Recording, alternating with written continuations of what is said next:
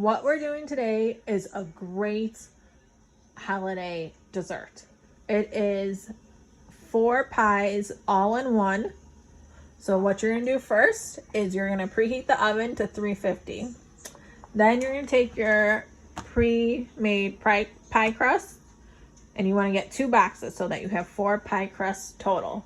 Because what you're gonna do is you're gonna lightly flour the area and you're gonna stack 3 crusts on top of each other, roll them so that they fill a cookie sheet like this, and make it long enough so that the pie crust hangs over the edge just a little bit. So this is what mine looks like after it's been rolled out. My cookie dish is a little big, so I probably could have gotten away with using 4 crusts instead of just 3. So you might need to adjust it in that area depending how big of a cookie sheet you're actually going to use. I'm just going to hope for the best with this one because I'm not trying to rush back out to the store right now. But this is what it looks like, just as long as all the corners have the pie crust on it and there's a little over the edges, we should be okay. Let's cross our fingers. So the next step is you're going to use that last pie sheet and you're going to roll it out, cut it in half, and make 1 square for the apple pie side and then make strips for the cherry pie side. I decided to wait to do that, so my pie crust is still in the refrigerator. And you want to do the rolled out cookie sheet that you just did. You want to put that in the refrigerator to keep it chilled too. So like I said, this is going to be 4 pies in one: apple, pecan, pumpkin, and cherry. So I decided to start with the apple side first. So you're going to get 2 pounds of apples, wash them, peel them, cut them, put them in a bowl. Then you're going to get 1/4 cup of sugar and a tablespoon of lemon and stir it together. After you've done that, what you're going to do is you're going to melt 8 tablespoons of butter. Mine down, it's a little flashing. And then once the butter's melted, you're going to go ahead and dump the apples into the pan and you're going to cook them for about 10 minutes or until they're soft, stirring occasionally. Then after it's cooked for 10 minutes, you're going to put 3/4 cup of cinnamon. You're also going to add 2 teaspoons of flour and a pinch of salt. And you're going to stir this around till all the apples are coated in the cinnamon and it's got a thick sauce to it. So moving on to the cherry portion of this pie. What you're going to do is you are going to take 1 can of cherries because it's 2 cups of cherries. So I used a 20-ounce can of cherries. And what you need to do is you need to separate the cherries from the cherry juice, because you're going to put 1/4 cup of cherry juice with 2 tablespoons of cornstarch into a saucepan, and you are going to whisk it. Once that is completely combined, you're going to go ahead and add the remaining juice and heat that up with the rest of it.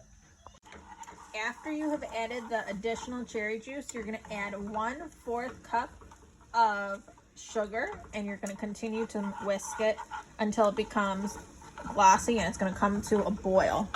Once you have it so that it's a thick, glossy sauce, you're going to combine it with the cherries that you had set aside, and you're going to gently fold in that hot mixture with the room temperature cherries.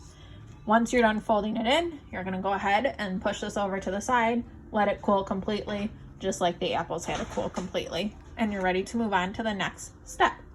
The pumpkin.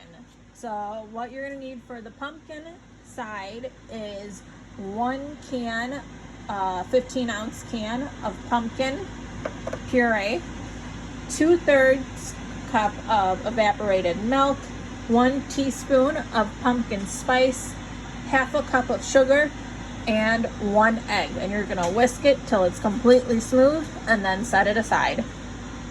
And now we are on the last corner, which is the pecan pie.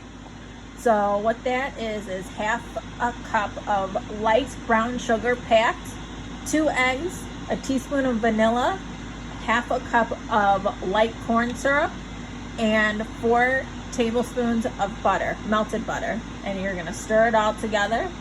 And then once it's all whisked together and smooth, you're gonna fold in the pecans. You have your pie crust fillings done.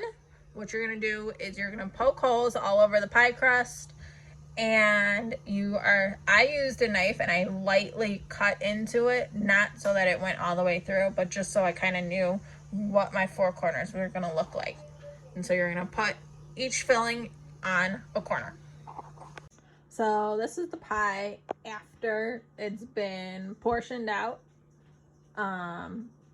Technically it says in the recipe that it should be apple, pumpkin, cherry, pecan, but because some of my family is allergic to pumpkin, I made it so that really this way, if they want apple, they can still have at least up to here, and it's not cross-contaminated with the pumpkin.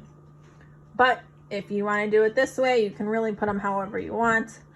Afterwards, you're going to take that 4th leftover pie crust and you are going to cover the apple side, and you're also going to do the strips for the cherry. After you do that, you're going to whisk an egg and you're going to brush the egg on top of the dough that is showing. And then you're going to cut a little slit in for the apple pie, like how you see in store apple pies and regular apple pies. And you're also going to put some turban sugar on it. So it's actually called turbinado. I just said turban for short. This is what the box looks like, and you're literally just going to sprinkle it on top. You're not going to use very much. After you do that, you're going to go ahead and put the pies in the oven, and it's going to cook for about an hour or until these 2 crusts are golden brown. I hope your family enjoys it as much as mine does.